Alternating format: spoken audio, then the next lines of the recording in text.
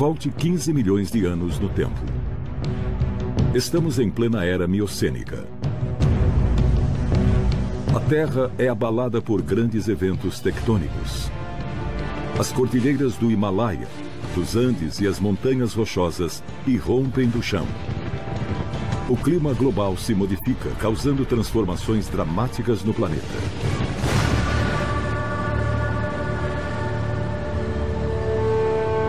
Mas as maiores mudanças se dão nos mares. Poderosas correntes oceânicas trazem nutrientes do fundo do Oceano Pacífico, criando um exuberante ecossistema. Milhões de novas formas de vida despontam. Mamíferos que antes habitavam a Terra, agora se adaptam à vida no mar e desenvolvem barbatanas para aproveitar a nova fonte de alimentos. Mas esse mar não é tão sereno quanto parece. A 150 metros da superfície, um gigante ronda as profundezas do mar. E uma nova descoberta volta a lhe dar vida pela primeira vez.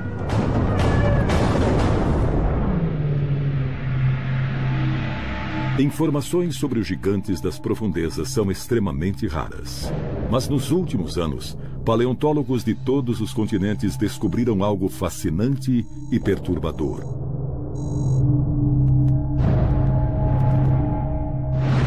Milhares de ossos de baleia, encontrados em todos os cantos do planeta, de diferentes espécies e tamanhos. Todos os ossos tinham uma característica em comum: cortes profundos causados por uma força tremenda. Nos últimos séculos, milhares de ossos pré-históricos de baleia com cortes profundos foram encontrados. Os cortes estão em costelas, vértebras, nos ossos da cauda e das nadadeiras. Alguns com 23 centímetros de extensão e 7 centímetros de profundidade. A força necessária para cravar dentes tão fundo nesses ossos é espantosa. O mais importante é que o tamanho do animal capaz de causar tal ferimento seria inimaginável. As evidências apontam para um predador cujo tamanho é inimaginável para nós hoje. Um colosso monstruoso que vagava livremente pelos mares. Mas que animal era capaz de matar uma baleia gigantesca? Quem era esse assassino pré-histórico? Então, o mistério aumentou. Perto de vários ossos cortados, os paleontólogos encontraram outra coisa. Dentes triangulares, absurdamente enormes. Suas bordas serrilhadas ajudavam a cortar a carne de presas grandes. Quando compararam os dentes aos cortes nos ossos, descobriram que encaixavam. Nós podemos ver que este osso aqui tem um corte assimétrico. O único modo deste dente se encaixar é nesta posição, porque a superfície do corte é muito plana. A superfície inferior é inclinada e o dente só se encaixa nesta posição. Nenhum outro animal tem uma mordida com essa assimetria.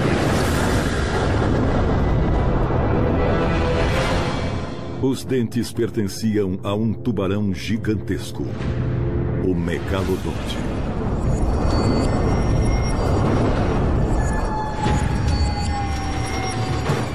O nome megalodonte significa literalmente dentes grandes. E o nome não é bem apropriado, porque os dentes não são grandes, são enormes. Esse é um dente de megalodonte. Parece com o dente de um grande tubarão branco moderno. As bordas são serrilhadas como uma faca para cortar carne. O megalodonte podia chegar a mais de 15 metros de comprimento. O tamanho de um avião jumbo.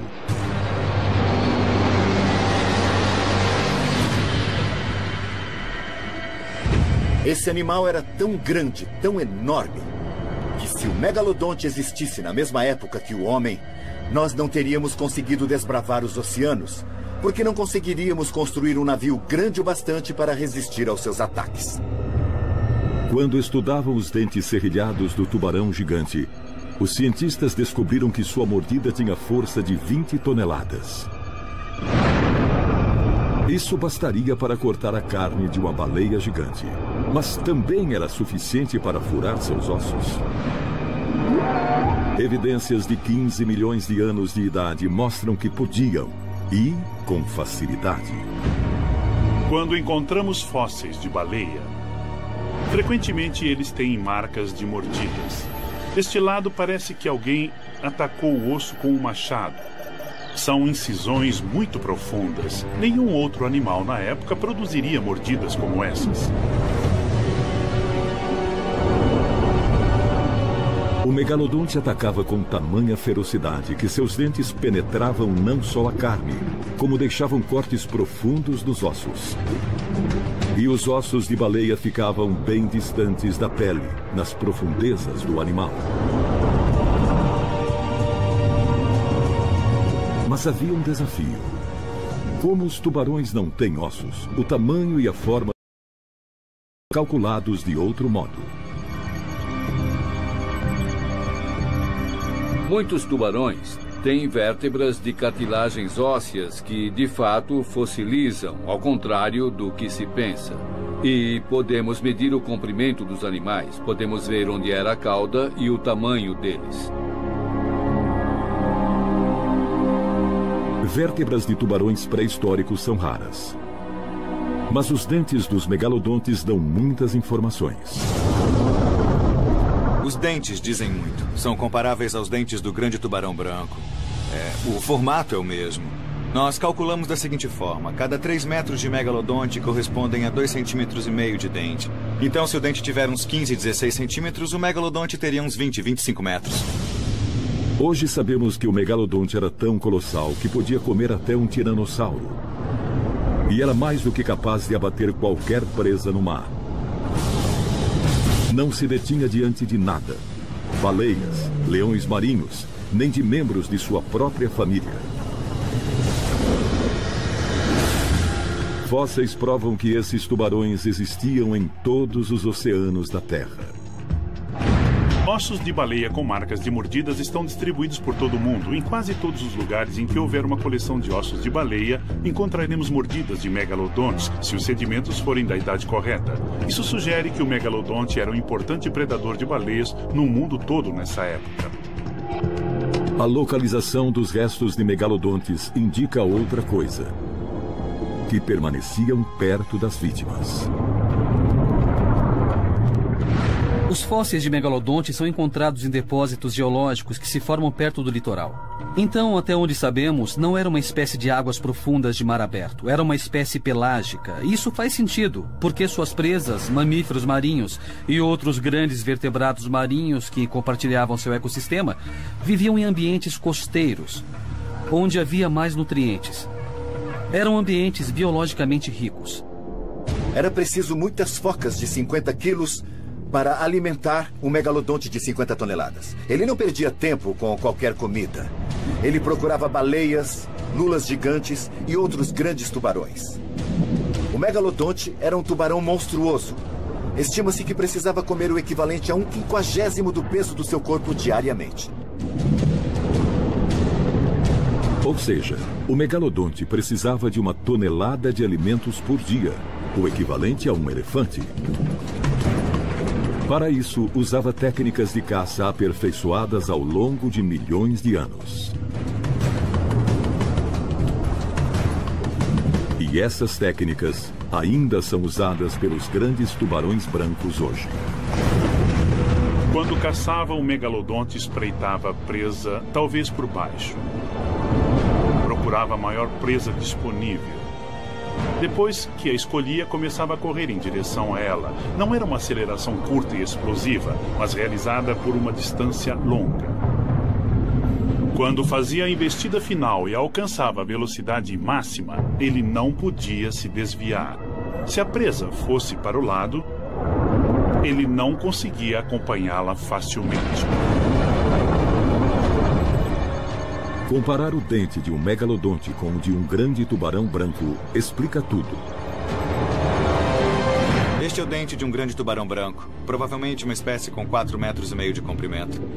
Este aqui é o dente de seu primo pré-histórico, do megalodonte. E dá para ver bem uma pequena discrepância no tamanho dos dentes.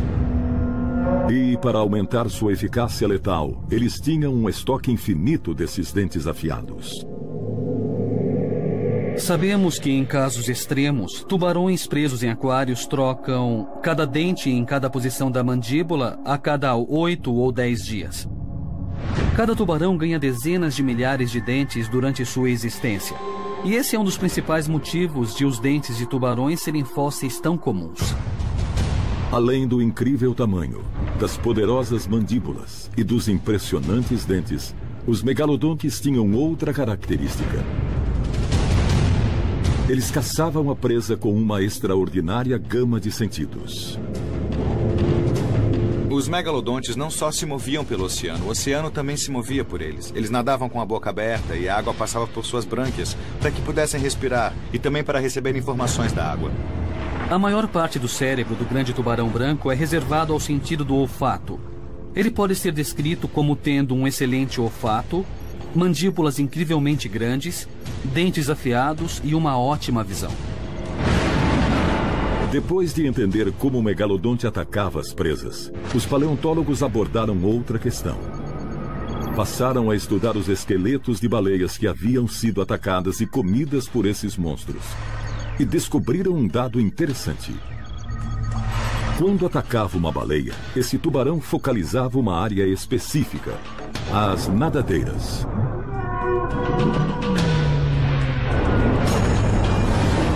Nos fósseis de baleia do tempo em que o megalodonte existia, cerca de 2/3 dos ossos com marcas de mordida são na região dos ombros. E pensando bem, isso faz muito sentido, porque quando a baleia era atacada e tentava escapar, virava em torno do seu centro de massa, ou seja, a região dos ombros. Ao tentar escapar, a baleia move esta parte do corpo, o mínimo.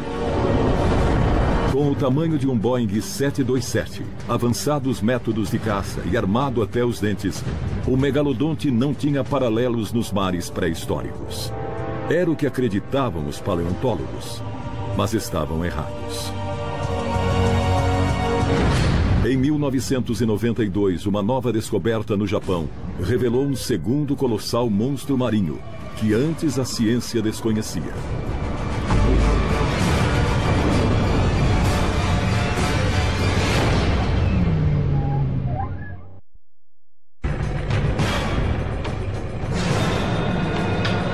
Durante a era dos dinossauros, o tiranossauro dominou a Terra.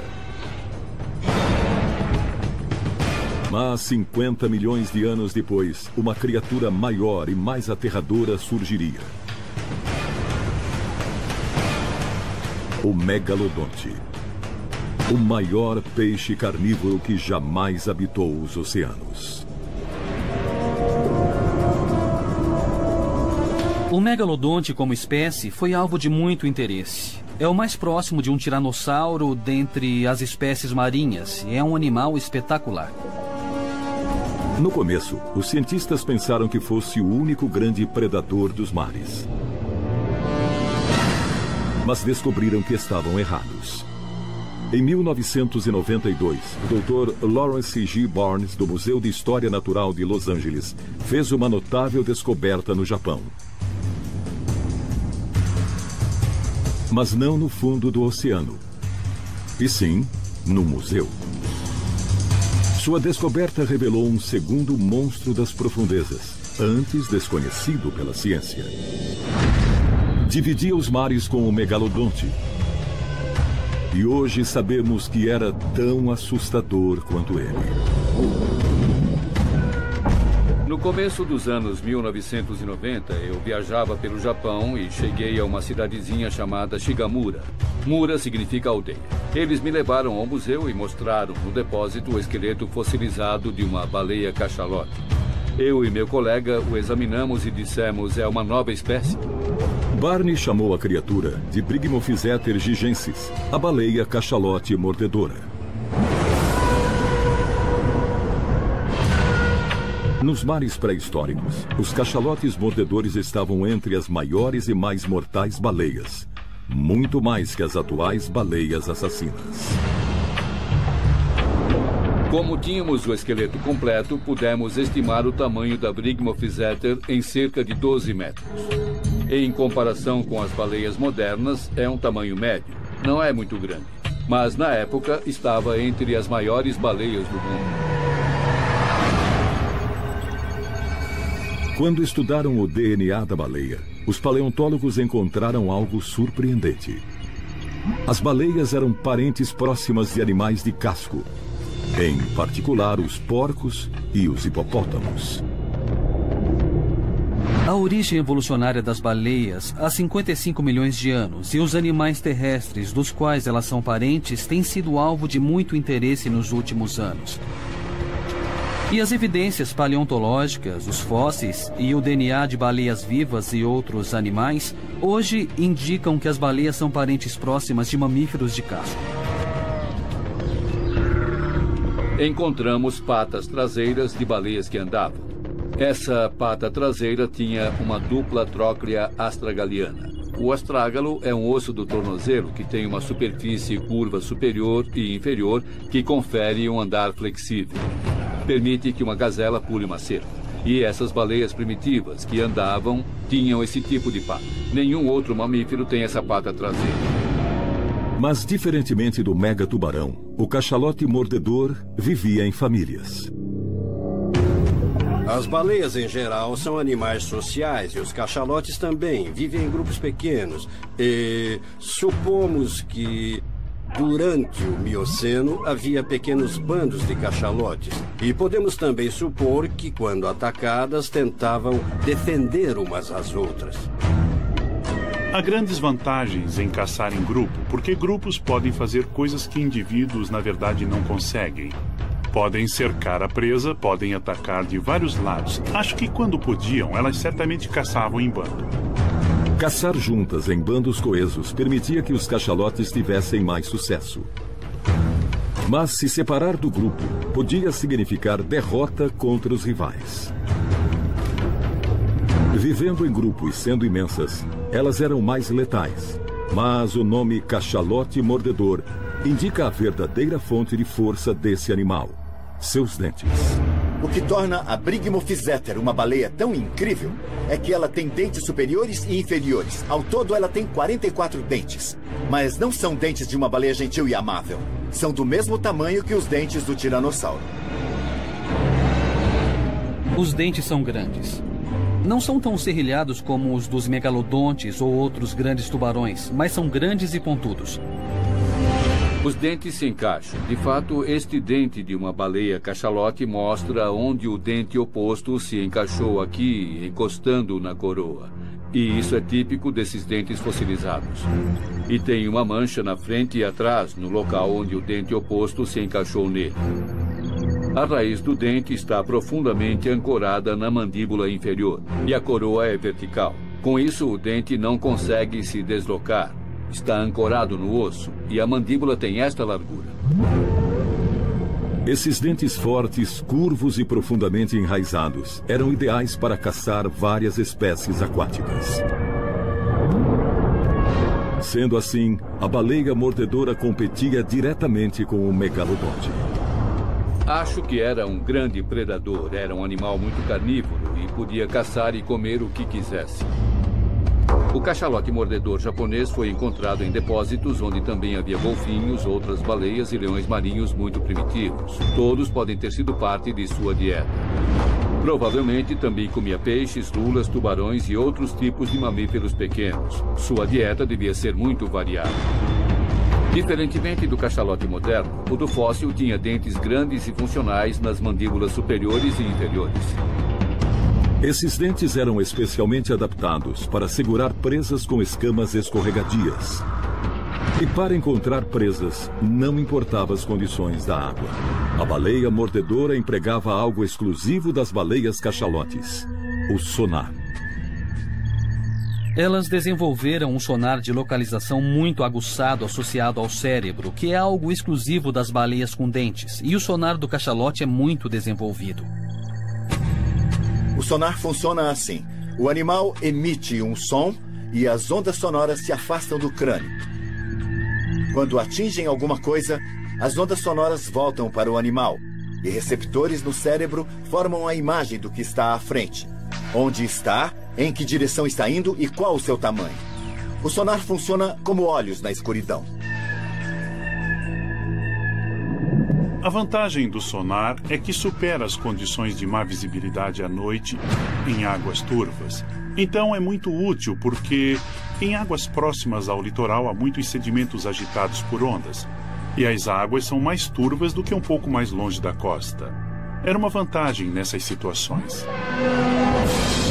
Mas o sonar não servia apenas para encontrar alimento e ver no escuro.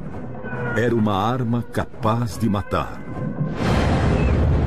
O sonar geralmente é usado para localizar presas nas partes profundas e escuras do oceano. Mas as baleias podiam concentrar o sonar num raio muito mais denso. E o usavam como um ariete contra algumas presas e alguns predadores. O som se desloca mais rápido e mais longe debaixo d'água do que na superfície. Então, se estiver em algum lugar e uma dinamite explodir a 3 metros de distância de onde você está, você morrerá só por causa da onda de choque. Agora, multiplique isso por 10 e você não só morrerá, como será desintegrado. Mas a Brigmophyseter tinha um ponto fraco. Ao contrário do megalodonte, não conseguia recuperar os dentes que perdia. No entanto, ela tinha outra arma à sua disposição.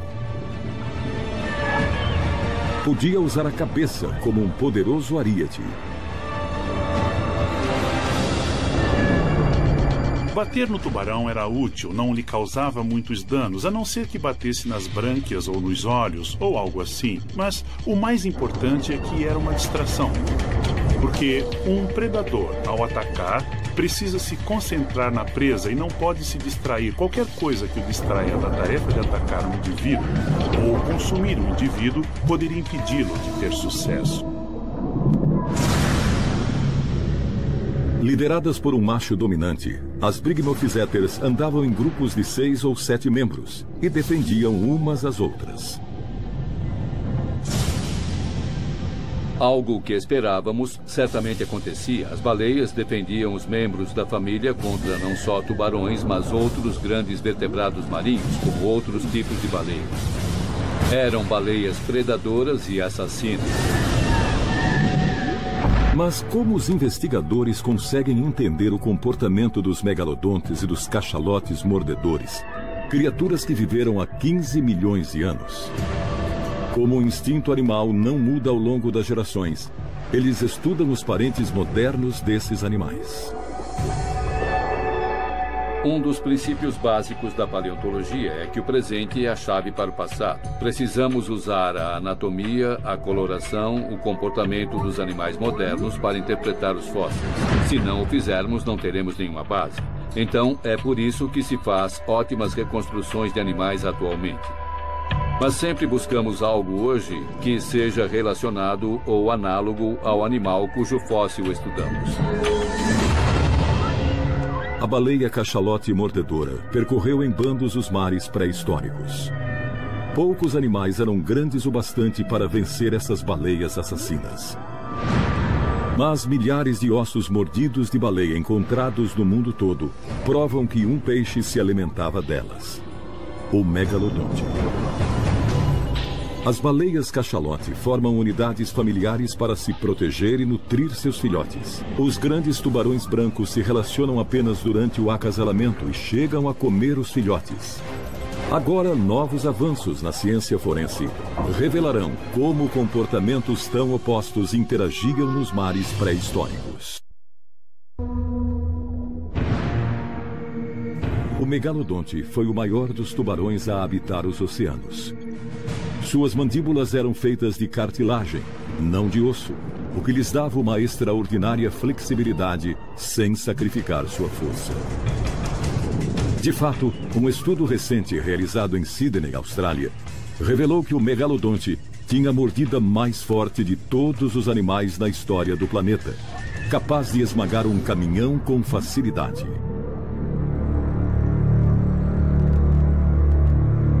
Imagine como seria ver esses dois monstros das profundezas se encontrando de frente em uma batalha até a morte. Seria uma cena aterradora jamais imaginada.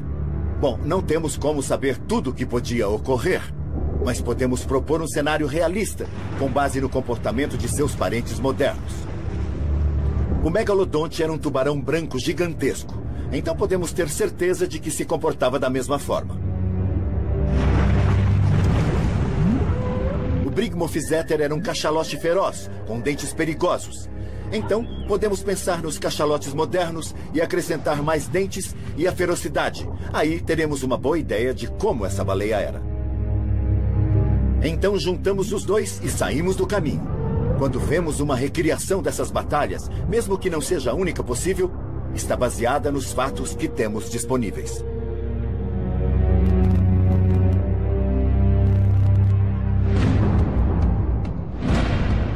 Poucas criaturas na terra ou no mar se equiparavam ao megalodonte em força mortal. De fato, a mordida do megalodonte era de 20 toneladas, enquanto que a do tiranossauro era de apenas 3 toneladas. O megalodonte era um tubarão enorme. Nossa estimativa, baseada em seus dentes, é que um megalodonte bem grande teria mais de 15 metros, o tamanho ou o comprimento de uma grande baleia jubarte, e pesaria muitas toneladas. A baleia cachalote mordedora era movida pelo movimento ascendente e descendente de sua cauda, que lhe permitia alcançar velocidades de 40 km por hora. O megalodonte movia a cauda de um lado para outro para impelir seu enorme corpo, mas seu colossal tamanho limitava a velocidade a 24 km por hora. Os tubarões e as baleias são totalmente diferentes. O corpo da baleia é sustentado por um esqueleto ósseo, enquanto o do tubarão é feito de cartilagem. O tubarão pode virar e manobrar com muito mais facilidade, porque não tem a limitação da baleia com o seu esqueleto ósseo. Então o tubarão é bem mais ágil. Quanto à velocidade, a baleia, sendo um pouco menor, tinha menos massa e podia ser bem mais veloz.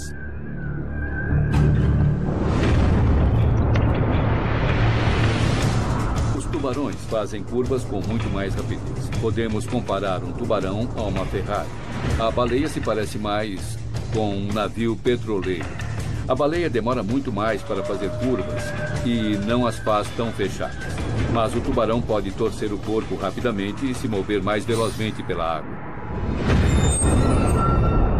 Poucas criaturas nos mares pré-históricos tinham armas tão grandes como a baleia cachalote mordedora e o tubarão megalodonte. Cada dente era especialmente adaptado para capturar e matar as presas. Estes são os fósseis de um dente de megalodonte e de um dente de baleia cachalote, e são muito diferentes. O dente de tubarão é serrilhado ao longo da borda, como uma faca para carnes, e o dente da baleia cachalote servia para furar e segurar. Os dentes dizem muito sobre como os animais os usavam. A baleia os usava para agarrar e segurar a presa. Mas o que o tubarão fazia era totalmente diferente. Ele rasgava e arrancava grandes pedaços da carne da vítima. Imagens mostram como os tubarões brancos modernos retalham as presas. Com o megalodonte era igual, mas com uma boca capaz de engolir um barco. Duas criaturas, cada uma do tamanho de um ônibus. Mas a baleia mordedora tinha uma arma que faltava ao megalodonte: o sonar, cujo impacto era capaz de matar.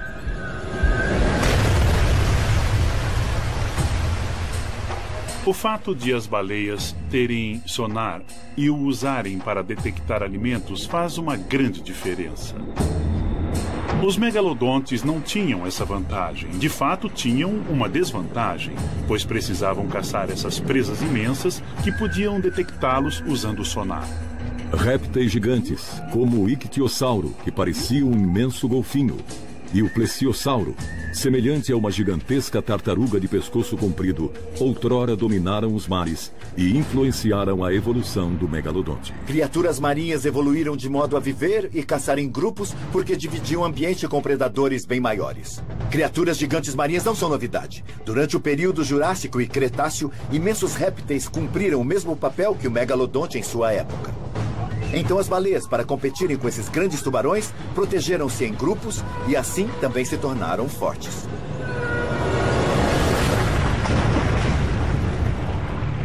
Agora, estudando o comportamento dos descendentes dessas feras pré-históricas, os cientistas conseguiram descobrir novos e fascinantes detalhes sobre como elas dominaram os mares há mais de 15 milhões de anos.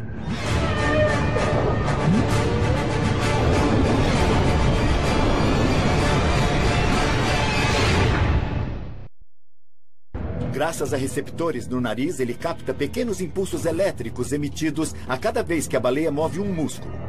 O megalodonte pegava a presa antes que ela o visse. A pele do megalodonte era coberta de pequenos botões gustativos chamados dentículos. Isso permitia que ele sentisse sabor pela pele e o ajudava a buscar e identificar a presa. A coloração do megalodonte era ideal para seus métodos de caça. Sua pele era mais escura em cima e mais clara embaixo. Então, se você estivesse acima dele e olhasse para baixo, não conseguiria vê-lo. E se estivesse abaixo dele e olhasse para cima, tampouco conseguiria vê-lo. Sua tática de caça preferida era se aproximar por baixo e por trás das presas. Ao se aproximar da baleia, o megalodonte desce para surpreendê-la de baixo. Quando está bem debaixo do bando, ele muda de direção e vira para cima, aumentando a velocidade. As mandíbulas do megalodonte são parecidas com as do grande tubarão branco. Eram várias fileiras de dentes. Aqueles localizados na frente tinham como fim agarrar a presa. Os dentes de trás eram bem mais afiados e adequados para cortar. Com súbita fúria, o megalodonte ataca.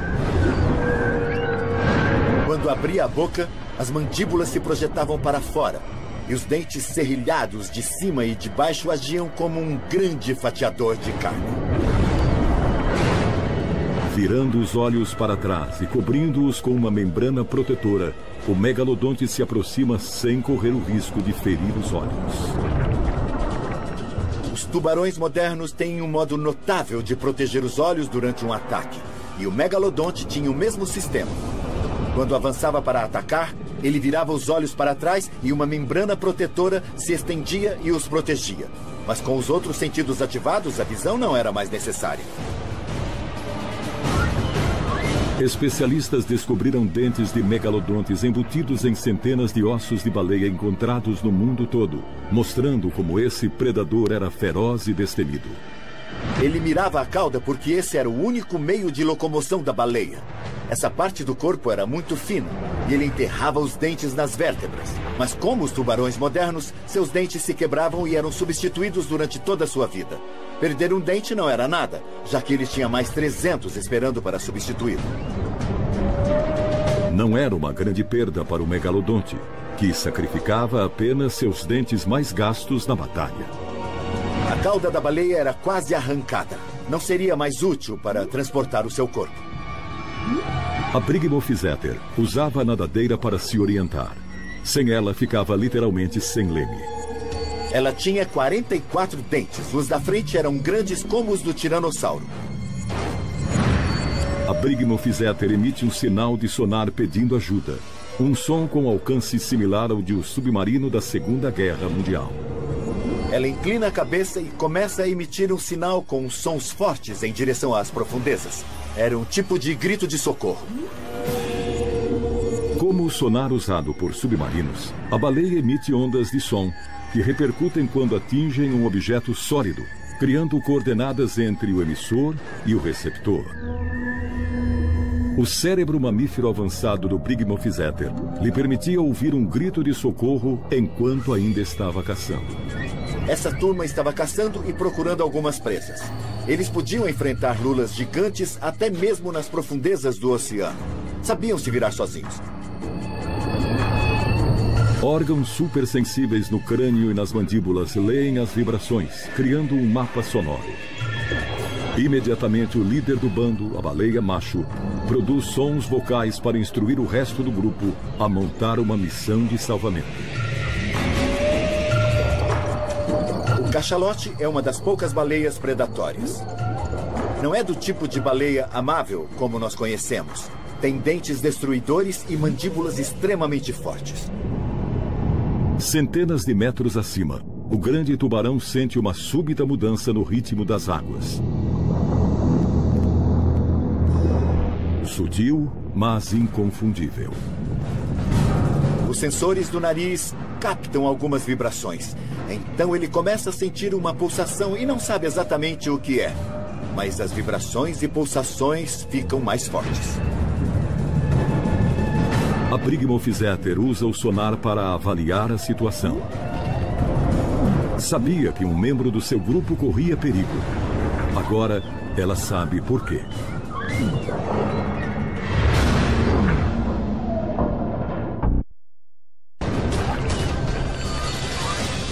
Como os grandes tubarões brancos modernos, o megalodonte atacava com o fim de ferir a presa mortalmente, diminuindo as chances de se machucar numa longa briga. Oculto nas sombras, ele agora espera que sua presa sangre lentamente até a morte. Mas seus aguçados sentidos captam sinais de perigo. De repente, ele é atingido por um imenso aríade. A baleia cachalote o atinge bem no centro do corpo, fazendo assim o colossal megalodonte cair rolando pelo oceano. A mente primitiva do megalodonte é muito lenta para reagir à nova ameaça. Antes que ele possa se recuperar, uma segunda baleia emerge e, usando a sua cabeça enorme, atinge-o como um trem de carga. As Brigmorfizeters fazem rápidas investidas contra o megalodonte na tentativa de expulsá-lo e evitar a continuação da batalha corpo a corpo. Ele sabe muito bem que não pode enfrentar um grupo de cachalotes enfurecidos. Precisa sair de lá o mais rápido possível.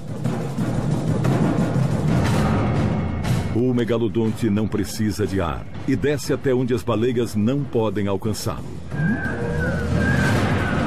As baleias começam a nadar em círculos, procurando o megalodonte. Elas querem se vingar daquele animal que feriu um membro do seu bando. As Brigmorfizeters usam o sonar para localizar o tubarão. A escuridão da água não as atrapalha, mas atingir um alvo móvel é um desafio. As baleias usam o sonar para localizar presas nas partes escuras do oceano.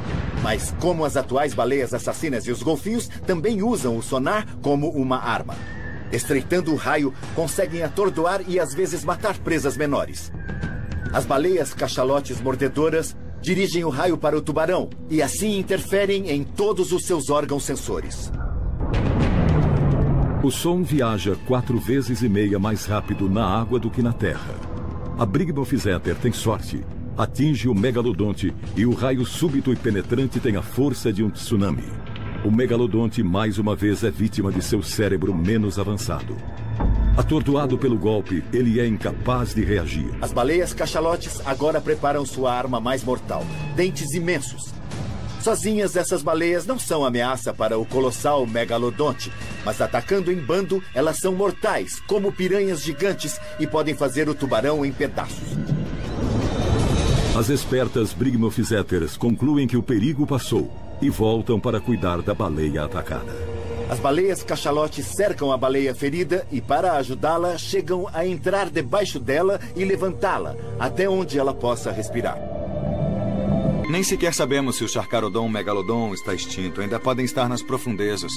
Nós não exploramos nem 1% dos oceanos e sempre encontramos novas formas de vida. Eles ainda podem existir. Adoraria que os megalodontes ainda existissem, mas é muito improvável. Os dentes geralmente são encontrados em regiões costeiras, onde havia nutrientes abundantes e uma cadeia alimentícia muito complexa. Muitos imaginam que o megalodonte pode sobreviver nas profundezas, mas realmente não é do tipo de tubarão que se adapta ao fundo do mar. Eu não sei se o megalodonte ainda existe, ninguém sabe, mas eu sei que é errado dizer que não existe porque não o vemos. Os oceanos são vastos e continuam inexplorados. O megalodonte pode viver a 3 ou 5 quilômetros da superfície ou em abismos profundos. Os tubarões não precisam emergir e mostrar a barbatana como no filme Tubarão para provar para nós que eles existem. Eles continuam habitando os oceanos como há milhões e milhões de anos. Hoje, a maior parte das profundezas do mar continua inexplorada e desconhecida. Segundo os especialistas, 80% das espécies ainda não foram descobertas. Talvez o megalodonte esteja estrategicamente submerso em abismos escuros e profundos. Um guerreiro pré-histórico aguardando sua presa nos mares silenciosos.